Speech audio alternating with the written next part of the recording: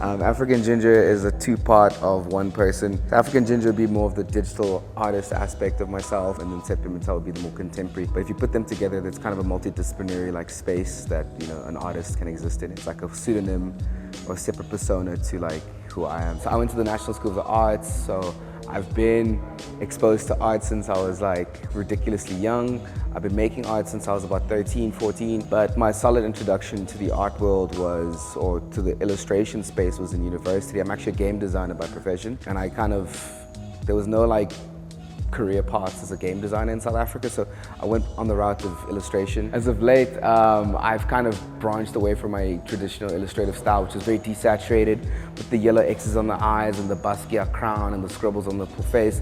I would say it was quite new expressionistic, meets like almost like a modern design element to it. But as it stands right now, I'm just trying to branch out because like I'm still quite young. I'm 26. I have like so much to learn as an artist. I'm really just trying to branch out as much as I possibly can. So right now, I wouldn't necessarily define it with one set visual language. I think it's like a series of different visual languages that amalgamate into like one solid piece. Visually speaking, I tend to want to reference myself quite frequently. As time progresses, you kind of build a visual language, but not saying that that visual language is separate from any other entity. You can kind of subconsciously reference other artists, but for the most part, I always try and reference myself. But if not, then I would definitely select Jean-Michel Basquiat as like one of my biggest influences. I'm really into poetry, like really into poetry, and I'm been obsessed with this poem by this guy called Anis Mojgani called "For Those Who Ride Airplanes for the First Time," and its whole premise is about deconstructing masculinity.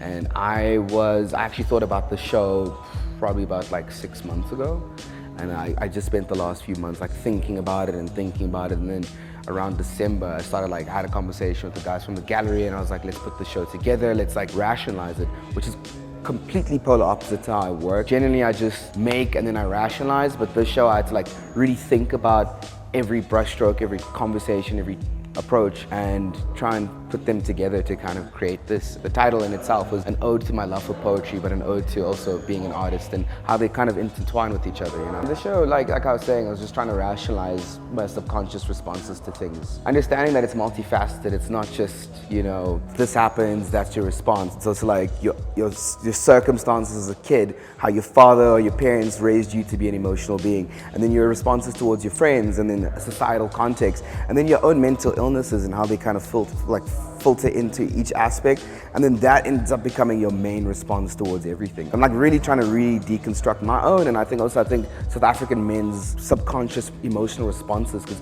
we're not very vocal or open about how we feel or how we interact unless we're under a substance, and using alcohol as a catalyst to kind of feel an emotion is not necessarily the most healthiest of behavioral patterns. But yeah, that's pretty much the aim, is to like start a conversation,